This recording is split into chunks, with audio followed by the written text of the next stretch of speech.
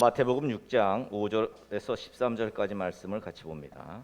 또 너희는 기도할 때 외식하는 자와 같이 하지 말라. 그들은 사람에게 보이려고 회당과 큰 거리 어귀에 서서 기도하기를 좋아하느니라. 내가 진실로 너희에게 이르노니 그들은 자기 상을 이미 받았느니라. 너는 기도할 때 내 골방에 들어가 문을 닫고 은밀한 중에 계신 내 아버지께 기도하라. 은밀한 중에 보시는 내 아버지께서 갚으시리라. 또 기도할 때 이방인과 같이 중언부언하지 말라. 그들은 말을 많이 하여야 들으실 줄 생각하느니라. 그러므로 그들을 본받지 말라. 구하기 전에 너에게 있어야 할 것을 하나님 너희 아버지께서 다 아시느니라. 그러므로 너희는 이렇게 기도하라. 하늘에 계신 우리 아버지여, 이름이 거룩히 여김 받으시오며 나라가 임하시오며 뜻이 하늘에서 이루어진 것 같이 땅에서도 이루어지리이다. 오늘 우리에게 일용할 양식을 주시옵고 우리가 우리에게 죄 지은 자를 사하여 준 것 같이 우리 죄를 사하여 주시옵고 우리를 시험에 들게 하지 마시옵고 다만 악에서 구하시옵소서. 나라와 권세와 영광이 아버지께 영원히 있사옵나이다. 아멘. 우리는 2월이 돼서 기도의 원리를 살펴보고 있습니다. 지난주 말씀에서 우리 그리스도인들이 하는 기도, 일반적인 기도와는 다르다는 것을 확인했습니다. 우리 그리스도인의 기도는 그 기도라는 무기를 우리에게 주신 전능하신 하나님께 기도하는 거죠. 대상이 하나님이라는 거죠. 기도를 하는 우리는 우리의 기도를 들으시는 분이 온 우주의 창조주 하나님이라는 사실을 잊지 말아야 합니다. 우리의 필요도 다 아시고 우리에게 무엇이 있어야 하는지도 다 잘 아시는 하나님께 기도하는 거죠. 자, 또 한 가지, 우리가 기도를 하는데 예수님의 권위, 예수님의 이름의 능력으로 기도해야 한다는 거죠. 자, 기도를 하면 하나님의 기적을 경험한다는 것을 아는 것과 실제로 기도해서 하나님의 기적을 경험하는 것과는 확연히 다르다고, 그렇게 우리 지난주에 함께 말씀을 나눴습니다. 그러니까 알기만 해서는 기도가, 그 기도의 무기가 작동하지는 않는다는 거예요. 직접 기도해야 한다는 거죠. 자, 그러면 어떻게 기도해야 할까요? 오늘 말씀은 골방에서 은밀한 중에 계신 하나님께 기도하라고 말씀하고 있습니다. 왜 골방에서 은밀한 중에 계신 하나님께 기도하라는 거죠? 지금도 그렇습니다만 그 당시에도 외식하는 사람들이 있었다는 거예요. 척하는 사람, 예수님 믿는 척, 기도 잘하는 척, 그런 외식하는 사람들의 기도는 다른 사람들에게 보이려고 사람 많은 저 회당에서, 큰 거리 어귀에서 두 손을 들고 그렇게 서서 기도하기를 좋아했다는 거죠. 나 지금 기도합니다. 나 지금 기도하는 사람입니다. 여기 직접 보여주는 거죠. 겉으로만 예수님 믿는 척하는 사람들은 곧 예수님 안 믿는다는 것이 결국은 탄로나게 되어 있습니다. 이런 척하는 기도는 비정상적인 기도죠. 이런 비정상적인 기도는 응답되지 않겠죠. 또 이방인과 같이 중언부언 기도하지 말라고 합니다. 이런 말씀하시는 이유는 이런 사람들이 많았기 때문이겠죠. 여기 중언부언이란 뜻이 뭐죠? 이미 했던 말 또 하고 했던 말 또 하고 이렇게 되풀이하는 그런 기도죠. 의미 없는 말이에요.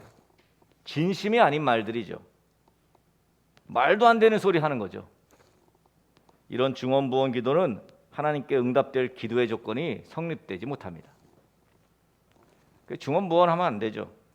확실하게 분명하게 기도의 제목을 가지고 기도해야겠죠. 오늘 그러면서 9절에 뭐라 그럽니까? 어떻게 기도하라? 이렇게 기도하라. 주님이 가르쳐 주신 기도가 나옵니다. 그 뜻을 새기면서 기도한다면 훌륭한 기도가 될 것이라는 거죠. 예수님이 그렇게 우리의 기도 생활에 관심이 많습니다. 그래서 우리나라는 새벽에도 기도하고 저녁에도 기도하고 그런 기도의 사람들이 참 많이 있죠. 어떻게 기도해야 하는가? 이렇게 기도하라, 이렇게 말씀하시죠. 첫 번째로 하늘에 계신 우리 아버지요, 이름이 거룩히 여김을 받으시오며, 하늘에 계신 하나님 아버지께 기도하라는 거예요. 그러니까 기도할 때 하나님께 기도하는 거예요. 우리는 하나님의 자녀 신분이기 때문에 아버지께서 우리의 기도를 들으시는 거죠. 왜 하나님을 아버지라고 부르는 겁니까? 예수님 영접하고 나면 그러면 하나님의 자녀가 되거든요. 부모 자식 관계라는 거예요. 예수님께서는 우리가 기도할 때 또 어떤 기도를 하라고 말씀하시죠? 하나님의 필요를 위한 기도. 그러니까 우리는 기도하는 게 다 우리의 필요죠. 내 니드를 위해 기도합니다. 근데 예수님 오늘 말씀은 하나님의 이름이 거룩히 여김을 받도록 기도하라는 겁니다. 우리가 기도할 때 우리가 구하고 있는 것을 가만히 보면 참 하나님이 안 듣겠구나, 응답 안 하시겠구나, 이런 기도가 있을 수 있습니다.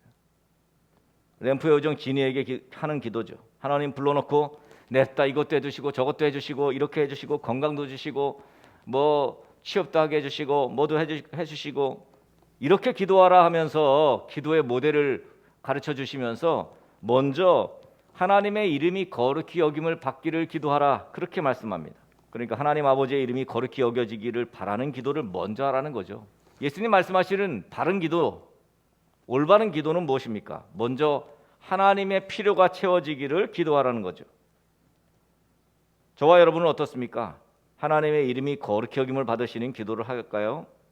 사람들은 하나님을 마치 자기 필요를 채우시는 수단으로 생각하는 경향이 있습니다. 나의 필요보다 하나님의 필요를 먼저 생각하는 것이 바른 기도의 출발점이라고, 바른 신앙이라는 것을 예수님은 오늘 본문에서 우리에게 가르쳐주고 있습니다. 이름이 거룩히 여김을 받으시오며, 아니 뭐 그게 뭐가 대단한가? 이름을 거룩히 여김을 받게 하는 게 뭐가 대단한가? 그렇게 생각할 수 있겠습니다.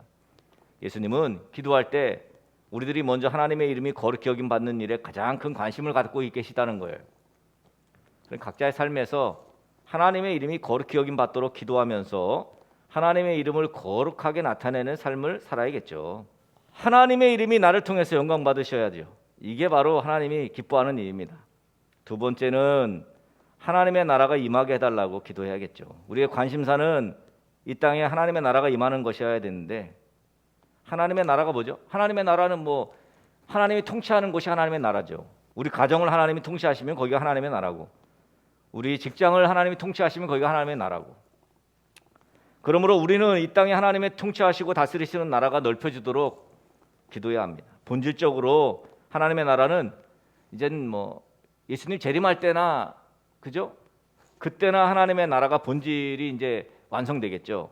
그러나 하나님의 나라가 우리 가정에서 실현되고, 또는 교회 공동체에서 실현되고, 또는 우리 직장에서나 내 삶의 터전에서 실현될 때에 비로소 이 기도가 응답이 되는 거죠. 그러니까 우리의 존재의 이유는 하나님의 나라가 이 땅에 실현되는 것, 이것이 존재의 이유라고 할 수 있습니다. 그래서 마태복음 6장 33절에 하나님의 나라를 먼저 구하라고 하잖아요. 우리가 먼저 해야 될 것이 있다는 거예요. 하나님의 나라를 먼저 구하라.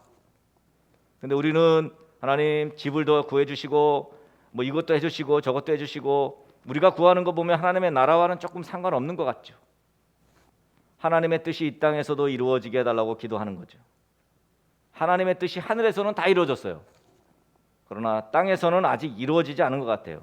그래서 불순종하고 하나님 거역하고 뭐 그런 사람들이 이상하게 잘 되는 것을 우리는 목도합니다. 하나님의 뜻은 아직 구원받지 못한 사람들이 구원받는 거죠. 내 기도 제목 속에는 구원받지 못한 사람들이 있는가, 들어있는가? 그게 사실은 그저 자기와 자기 가족만 위해, 그 필요만 위해 기도하는 사람들은 좀 미성숙한 거죠. 하나님의 뜻을, 하나님의 나라를 그렇게 크게 생각하지 않는 기도, 이기적인 기도하는 그리스도인들, 사실 대부분 한국교회 성도들이 이런 축이죠. 그러니까 이기적인 그리스도인이 되다 보니 재정 투자나 또는 시간 투자를 나와 내 가족들만 위해서 하죠. 하나님께서 가장 원하시는 잃어버린 영혼이나 뭐 이런 건 영적 성숙을 위해 기도하지 않는다면 이건 벌써 방향이 다 잘못된 것입니다. 그렇다면 감사할 수도 없고 기도할 수도 없고 뭐 성령 충만한 생활은 어림도 없는 거죠.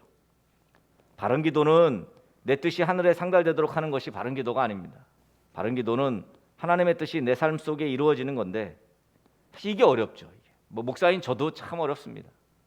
애써서 하려고 하는데 진심이냐? 그래서 10절에 뜻이 하늘에서 이룬 것 같이 땅에서도 이루어진 지리이다 하는 예수님의 이 고백이, 예수님께서는 그렇게 하셨잖아요. 십자가에서 죽으시면서 내 원대로 마시고 오직 하나님의 뜻대로 이루게 해달라는 기도를 하신 예수님이 그 뜻대로 이루셨어요. 우리가 과연 그렇게 기도할 수 있을까요? 내 뜻대로 마시고 오직 주의 뜻대로 헤어 주옵소서. 예수님 끊임없이 오늘도 우리에게 이 바른 기도를 말씀해 주고 있습니다. 과연 우리가 바르게 기도하고 있는가? 근데 이상하게 바르게 기도하지 않았는데 응답받았다고 하는 경우가 있습니다. 바른 기도가 아닌데 응답받았다고 하는 기도가 있어요.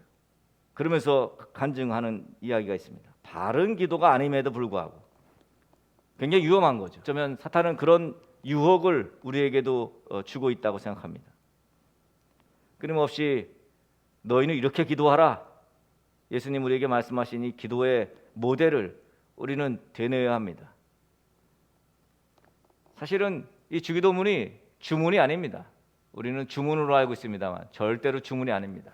우리가 실수하는 것 가운데 하나가 바로 이것을 주문으로 생각하는 것입니다. 주기도문을 주문으로 생각하면 바른 기도를 할 수가 없습니다. 존 스토트라는 유명한 우리 기독교 작가가 주기도문은 주문이 아니라고 말하면서 이 기도는 기도한 내용을 삶으로 실천할 때야 의미가 있다 그렇게 말해요. 기도만 하지 말고 기도한 대로 살아라는 거예요. 김병삼 목사님, 만나교회 김병삼 목사님은 이 내용을 뭐라고 설명하면 발 달린 기도를 해라 그렇게 얘기하더라고요. 발 달린 기도를 해라. 기도를 했으면 발이 함께 움직여야 진정한 기도라는 거예요. 기도해놓고 발은 안 움직이고 그냥 머리로만 하나님 영혼을 살리게 해 주옵소서. 영혼을 살리게 해야지. 그럼 가서 영혼을 살려야지. 근데 영혼을 살리게 해 주옵소서. 그래 기도만 하면 안 된다는 거예요. 기도를 했으면 발이 함께 움직여야 진정한 기도라는 것이죠. 하나님의 이름이 거룩히 여김을 받기를 기도해야 합니다. 그래서 그 뒤에 나오는 하나님의 이름이 거룩히 여김 받게 하기 위한 것들 대부분이 있죠. 뭡니까? 일용할 양식이라든지 죄의 용서라든지 우리를 죄에서 구원해 달라는 거라든지 이 모든 것은 결국 하나님의 이름이 거룩히 여김을 받게 하기 위한 거예요. 그래서 용서는 용서를 받아본 사람이 용서하잖아요. 너희가 하나님으로부터 용서받았으니 너희가 용서하는 삶을 살 때 그걸 실천할 때 하나님 용서하신다는 거죠. 근데 먼저 구해야 될 것은 하나님의 뜻과 하나님의 나라를 구하라는 거예요. 하나님 말씀이 이루어지게 해 주옵소서. 이것이 바로 주기도문 오늘 우리에게 가르쳐 주신 기도의 핵심입니다. 이 기도를 실제로 실천하신 분이 예수님이죠. 하나님 말씀이 이루어졌어요. 그러니까 우리 통해서 하나님의 말씀이 이루어져야 합니다. 우리가 발 달린 기도, 그 기도를 통해서 하나님 말씀이 이루어지는 거죠. 그러면 예수님이 왜 오늘 이 말씀을 우리에게 하실까요? 우리에게는 이런 모델이 되는 기도가 필요합니다. 하늘에서 뜻이 이루어진 것 같이 땅에서도 뜻이 이루어지도록 기도하라는 거예요. 하나님의 뜻이. 그러니까 예수님 본받아서 하나님의 뜻이 우리의 삶 속에 이루어지게 해달라고 기도하는 우리가 되어야 합니다. 예수님 본받아서 하나님의 뜻이 나의 삶 속에서 이루어지게 해달라고 기도하는 저와 여러분 되시길 간절히 축복합니다.